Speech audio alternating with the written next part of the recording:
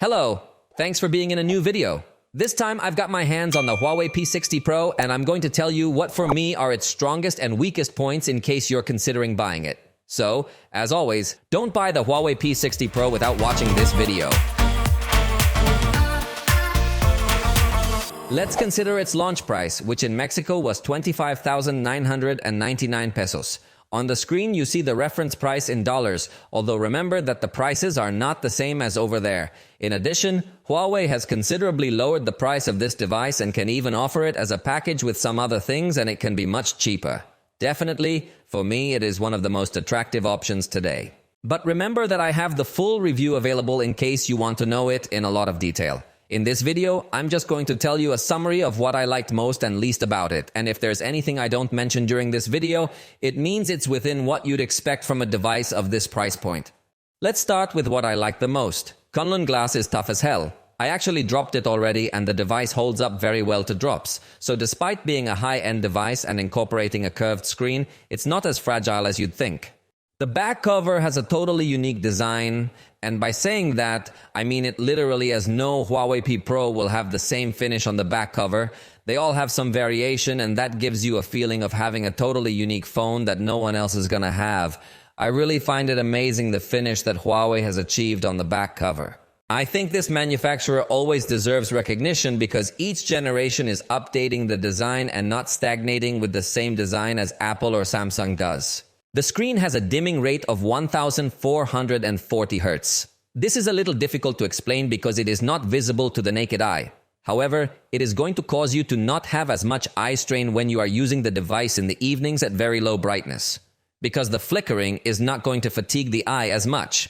So, I stress that this is something that you can't see with the naked eye. But if you compare it to the dimming rate that an iPhone or a Galaxy offers, this one definitely comes out on top by a lot. So, it's a very comfortable screen. The pictures in general are excellent, but the portrait pictures with a telephoto lens are wonderful. Definitely that this device is a master at photography. It is just too good at it. And I insist that I really like the telephoto lens because it has good aperture, and it is also able to focus on objects quite close. So, this camera also has a macro function, and the telephoto lenses that at the same time are macro, the truth is that they are very professional, and to see that kind of lens in such a compact device draws too much attention, and so far I have not seen it in other manufacturers. The three cameras have an excellent performance at night. This is something to note because in other manufacturers, sometimes the zoom camera or the ultra-wide camera performs well below expectations at night. However, this device maintains very good performance in all light conditions with all lenses. The main camera has variable aperture from f1.4 to f4.0. This is something that professional photographers are immediately able to understand, but if you don't know much about photography, let me try to explain it quickly. The variable aperture will allow you to change the depth of field effect a little bit.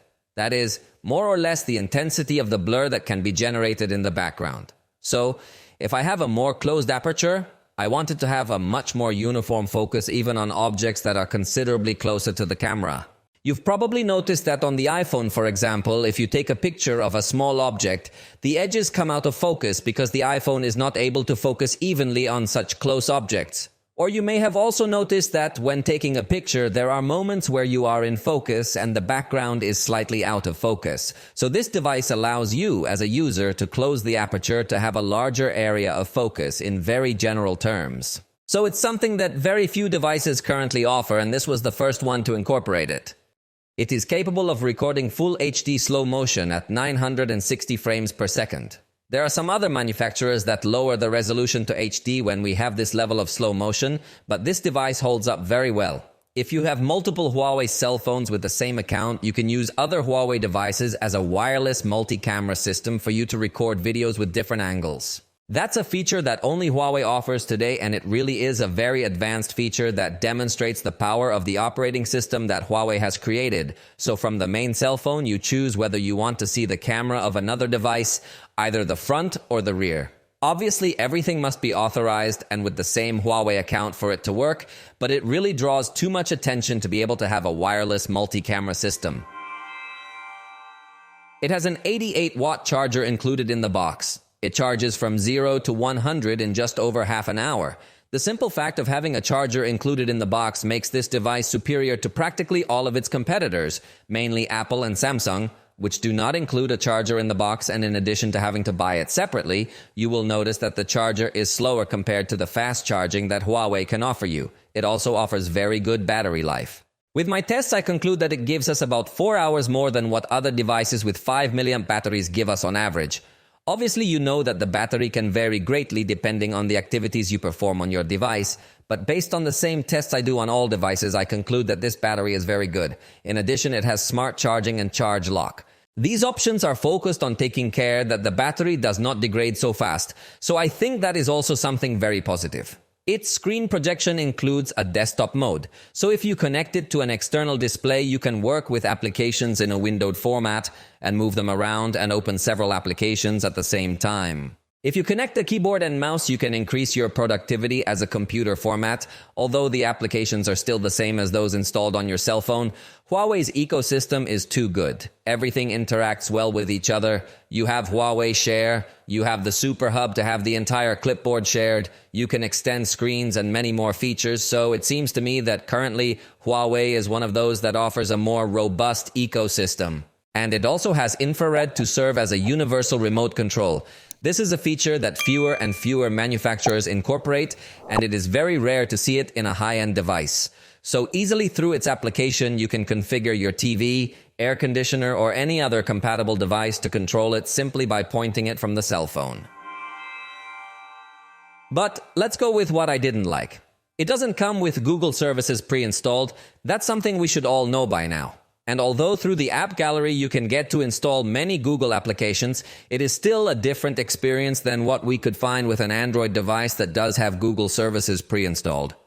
This is a complex topic, but I always tend to tell you that if you're an experienced user, you're not going to have many drawbacks. Possibly the only drawback you might really run into is that it doesn't have Android Auto. And maybe also if you want to project to a Chromecast. But other than that, the rest of the apps you can actually install and use without too much complexity. So, since Gbox is in the app gallery, I think this is no longer such a big problem. Possibly another difficulty is if you have backed up all your WhatsApp chats in your Google Drive account. Yes, you can get to transfer them to this device, but it is a fairly complex process. Similarly, if you are going to be using this device and then you are going to switch to a different brand of phone, it will be quite complex to move all your WhatsApp chats to that new phone. So, these kinds of complexities are what you are going to face if you purchase this device. So, my usual recommendation is that if you are a user who is considered a basic user, you'd better go for a device from another brand. But if you're an experienced user, I really don't think you're going to have a difficult experience. It doesn't have a set policy for updates, although based on the history we've seen, Huawei does tend to update for a long time on its devices. But we'd like it better if they at least promised us some specific number of years. It only has 2 microphones, i.e., it is left with the essentials to support stereo sound recording. However, in the high end, it is very common to see 3 or even 4 microphones in order to reduce noise or direct the audio when you are zooming. However, this device, I insist, simply sticks with the essentials. The front camera has no autofocus. This is something that to me is unforgivable in a device in this range. Especially considering that in the high end, it is very common that you want to record memories with the front camera or want to create content.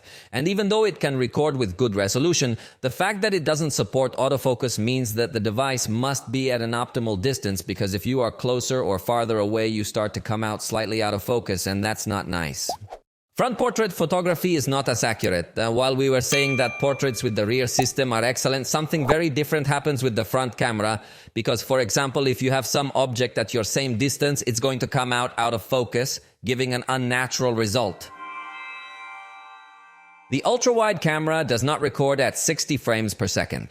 Again, this is a small detail that seems minimal, but at the high end is very annoying. You'll notice that the iPhone and high-end Galaxy that compete against this device are capable of recording at 60 frames per second with all of their lenses, but this one doesn't with the ultra-wide camera.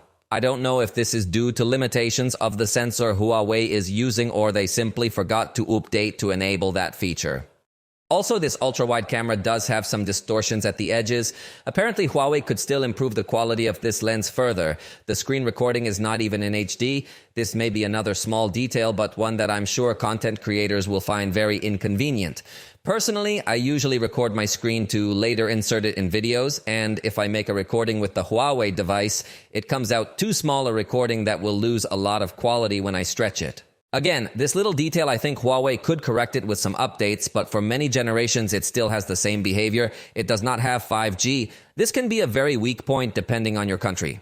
In the case of Mexico, I think it still cannot be considered a weak point because the difference between the 4G network and the 5G network is minimal, but I understand that there may be other regions where the difference is bigger and the jump from 4G to 5G is worth it. And in those countries, this device can definitely be left behind. It is not the most recommended for gaming because it gets to heat up considerably, and in the app gallery there are not so many games. Also, if you have saved your progress in Google, you are going to lose that progress, and although you can install games from external sources, sometimes they need Google's services, so I think the gaming experience can become a bit more limited and not as satisfying. But if you are a user who is not really interested in games, this option will not affect you. If you already bought it, let me know your experience in the comments. Remember that there are people who may be considering buying this device and will be inspired by your experience. Tell me if you were disappointed or if you liked it a lot, what you liked the most and what you liked the least. Absolutely everything, write it down there in the comments. For the moment, we have reached the end of this video. If you liked it, you know you can let us know, and we'll see you next time.